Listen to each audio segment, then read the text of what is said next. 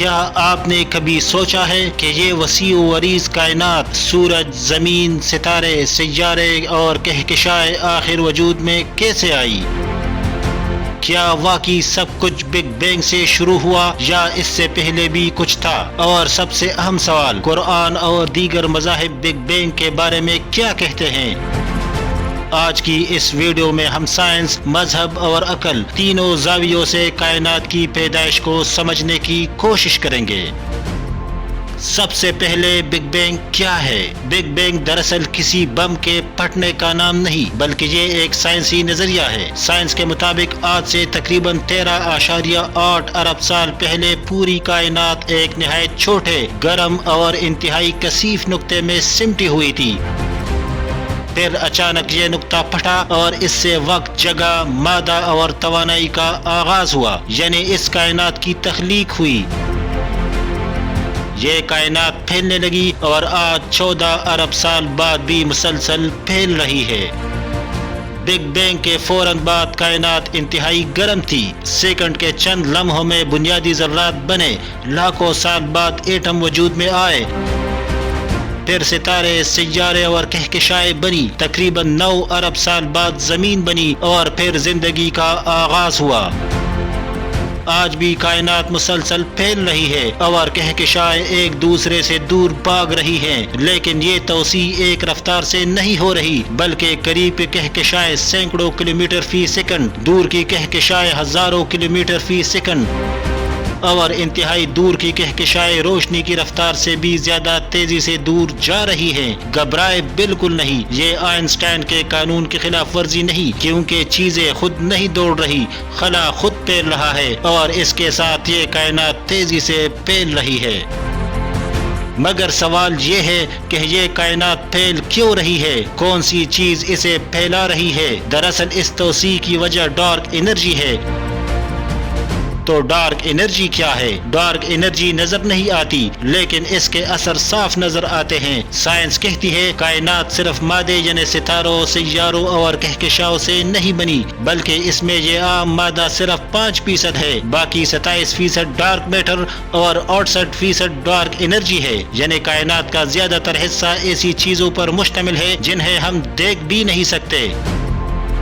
1998 میں سائنسدانوں نے بہت دور کہکشاؤں میں ایک سپر نووا کا مشاہدہ کیا، جس سے یہ نتیجہ اخذ کیا گیا کہ کہکشائیں صرف دور نہیں جا رہی بلکہ تیزی سے دور جا رہی ہے۔ یہ حیرت انگیز تھا، کیونکہ کشش ثقل کو تو اس توسیع کو سست کرنا چاہیے تھا، مگر یہ رفتار بہت تیز تھی۔ اسی لیے سائنسدانوں نے کہا ضرور کوئی نامعلوم قوت موجود ہے اور اسی کو ڈارک انرجی کہا گیا، جو ہمیں نظر نہیں آتی لیکن کائنات کو مسلسل پھیلا رہی ہے۔ مگر یہ ڈارک انرجی خود کس چیز سے بنی ہے؟ سائنسدان ابھی تک اس کا جواب تلاش نہیں کر سکے۔ یہ کائنات اتنی وسیع ہے کہ اس کا تصور کرتے وقت عقل انسانی دنگ رہ جاتی ہے۔ چلے صرف اپنے نظام شمسی کا جائزہ لیتے ہیں۔ زمین کا قطر استوائی 12,756 کلومیٹر ہے۔ چاند زمین سے اوسطاً تقریباً 3,84,400 کلومیٹر کے فاصلے پر ہے۔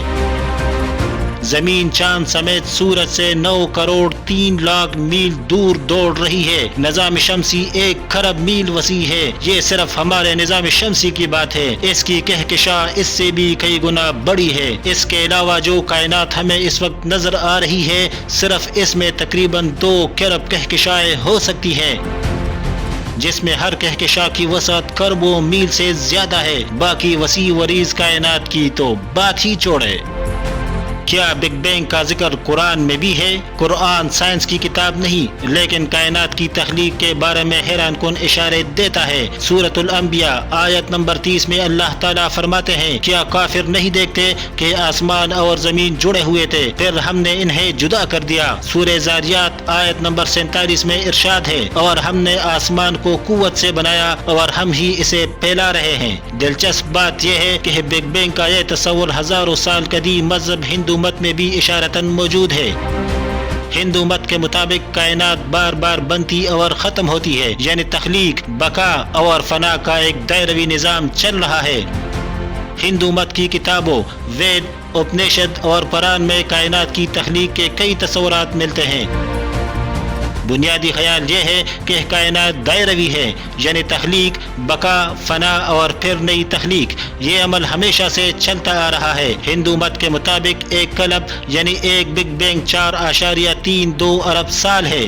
دلچسپ بات یہ ہے کہ زمین کی سائنسی عمر بھی تقریباً 4.5 ارب سال ہے۔